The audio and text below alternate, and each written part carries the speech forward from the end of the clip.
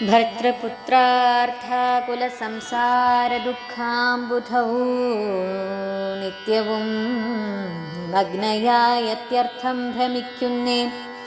നിന്നുടെ മഹാമായ തന്നുടെ ബലത്തിനാലിന്നു നിൻ പാദാംഭോജം കാണാനും യോഗം വന്നു. ത്വൽകാരുണ്യത്താൽ നിത്യമുൾക്കാമ്പിൽ വസിക്കേണമേ.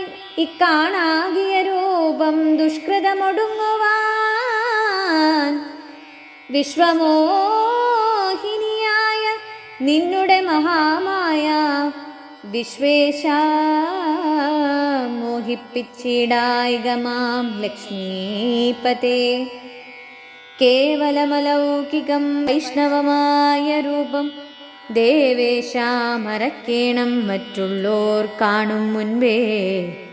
ലാളനാശ്ലേഷാദ്യനുരൂപമായിരിപ്പോരു ബാലഭാവത്തെ മമ കാട്ടേണം ദയാനിധേ. പുത്രവാത്സല്യവ്യാജമായൊരു പരിചരണത്താലേ കടക്കേണം ദുഃഖസംസാരാർണവം. ഭക്തി പൂണ്ടിത്തം വീണു വണങ്ങി സ്തുതിച്ചപ്പോൾ ഭക്തവത്സലൻ പുരുഷോത്തമൻ അരുൾ ചെയ്തു, മാതാവേ, ഭവതിക്കെന്തിഷ്ടമാകുന്നതെന്നാൽ ഏതും അന്തരമില്ല ചിന്തിച്ച വണ്ണം വരും. ദുർമതം വളർന്നോരു രാവണൻ തന്നെ കൊന്നു സമ്മോദം ലോകങ്ങൾക്കു വരുത്തിക്കൊള്ളുവാൻ മുന്നം. ബ്രഹ്മശങ്കര പ്രമുഖ അമരപ്രവരന്മാർ നിർമ്മല പദങ്ങളാൽ സ്തുതിച്ചു സേവിക്കയാൽ മാനവ വംശത്തിങ്കൽ നിങ്ങൾക്കു തനയനായി മാനുഷവേഷം പൂണ്ടു ഭൂമിയിൽ പിറന്നു ഞാൻ. പുത്രനായി പിറക്കണം ഞാൻ തന്നെ നിങ്ങൾക്കെന്നു ചിത്തത്തിൽ നിരൂപിച്ചു സേവിച്ചു ചിരകാലം. പൂർവജന്മനി പുനരതു കാരണമിപ്പോളേവം ഭൂതകമായ വേഷത്തെ കാട്ടിത്തന്നു. ദുർലഭം മദ്ദർശനം മോക്ഷത്തിനായിട്ടുള്ളൊന്നില്ലല്ലോ.